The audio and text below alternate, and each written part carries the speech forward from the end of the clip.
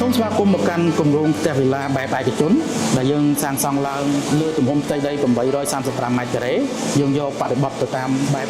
ប្រទេសអឺរ៉ុបហើយយើងកសាងឡើងបំពាក់ទៅដោយប្រព័ន្ធបច្ចេកវិទ្យាឆ្លាតវៃលក្ខណៈបែប resort style ហើយមានទីតាំងនៅជិតគម្រោងបរិយាវិញហួតបឹងស្នោមានចម្ងាយត្រឹមតែ20នាទីពីបឹងឯងកងមួយហើយនឹង10នាទីពីកោះនរាតែប៉ុណ្ណោះកុំមកខាត់ពេលយូរតោះនាំគ្នាទៅទស្សនាស្ថាបត្យកម្មដ៏ល្អប្រណិតនេះជាមួយនឹងខ្ញុំទាំងអស់គ្នាវិឡាដ៏ប្រណិតមួយនេះមានទ្រង់ទ្រីស្រស់ស្អាតនិងផ្លូវចេញចូលទូលាយអាចចតរថយន្តពី3ទៅ5គ្រឿងហើយបំពាក់ដោយកាមេរ៉ាសុវត្ថិភាពបច្ចេកវិទ្យាខ្ពស់ចំនួន20គ្រាប់ដើម្បីធានាសុវត្ថិភាពនិងឯកជនភាពសម្រាប់ក្រុមគ្រួសាររបស់ម្ចាស់ផ្ទះការគិតគូរយ៉ាងល្អិតល្អន់និងគ្រប់ជ្រុងជ្រោយដោយច្របាច់បញ្ចូលរវាងការរស់នៅបែបឯកជនភាពស៊ីវិល័យនិងជីវិតជាអភិជនតួផ្ទះទាំងមូលត្រូវបានបំពាក់ដោយប្រព័ន្ធបច្ចេកវិទ្យាឆ្លាតវៃយើងអាចបញ្ជាបិទបើកភ្លើងឬក៏គ្រប់គ្រងសីតុណ្ហភាពនៅក្នុងផ្ទះ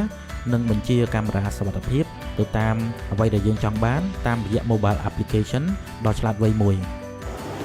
ផ្ទះវិឡាដ៏ប្រណិតមួយនេះស្ថាបត្យករបានគិតគូរយ៉ាងល្អិតល្អន់នៅក្នុងការកសាងដោយគាត់បំពាក់ទៅដោយចង្ក្រានបាយ3ធំដាច់ដライផ្សេងពីគ្នាបំពាក់ទៅដោយសម្ភារៈបរិក្ខារទំនើបស៊ីវិល័យហើយវាស័ក្តិសមសម្រាប់អ្នកដែលគាត់ចូលចិត្តចម្អិនម្ហូបអាហារក៏ដូចជាការរៀបចំកម្មវិធីផ្សេងៗអាងហេតុទឹកដ៏ទំនើបទាន់សម័យហើយនឹងធំទូលាយដែលយើងកសាងឡើងបែបលក្ខណៈ resort style ហើយវាស័ក្តិសមសម្រាប់យើងប្រារព្ធកម្មវិធីផ្សេងៗដូចជា pool party ឬក៏យើងជួបជុំគ្រួសារឬក៏បងប្អូនមិត្តភ័ក្តិដែលគាត់មកលេង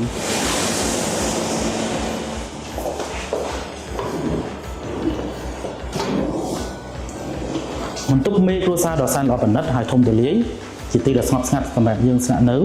ហើយមានបន្ទប់ផ្លាស់ប្ដូរសម្លៀកបំពាក់ដ៏សែនធំទូលាយយើងអាចប្រើប្រាស់បានគ្រប់ជ្រុងជ្រោយនៃបន្ទប់ទាំងមូលទាំងស្រុងវិឡាទាំងមូល